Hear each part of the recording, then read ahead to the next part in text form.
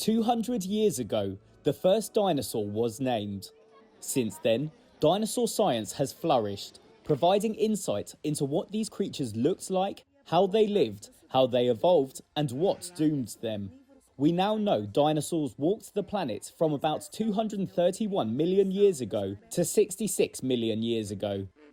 But even after 2 centuries, the research is far from done. In 1824, English naturalist and theologian William Buckland addressed the Geological Society of London, describing an enormous jaw and limb bones unearthed in a slate quarry in a village near Oxford.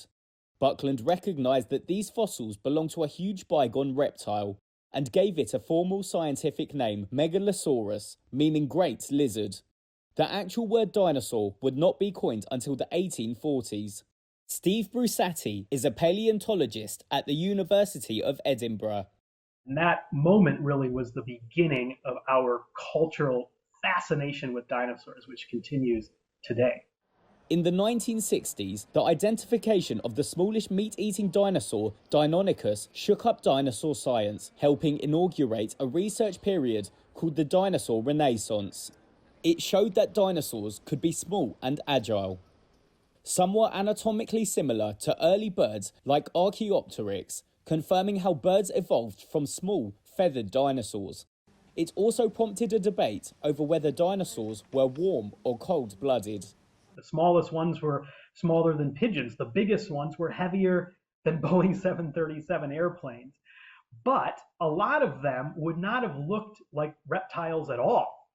A lot of dinosaurs were covered in feathers. Some dinosaurs had wings. And those kind of fossils would have been unfathomable to Buckland. And they show just how far our perception of dinosaurs has changed in the last 2 centuries.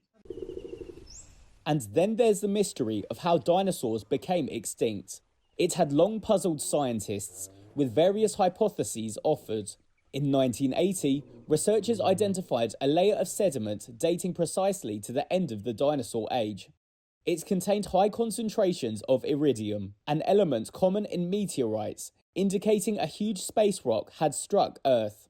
The Chicxulub crater in Mexico, stretching 112 miles wide, was identified as the impact site of the asteroid that wiped out 3/4 of Earth's species, including the dinosaurs. More than 2,000 dinosaur species are now known, and paleontology is a vibrant international science. Remarkable fossils are being found in places such as China, Argentina, Brazil, South Africa, and Mongolia.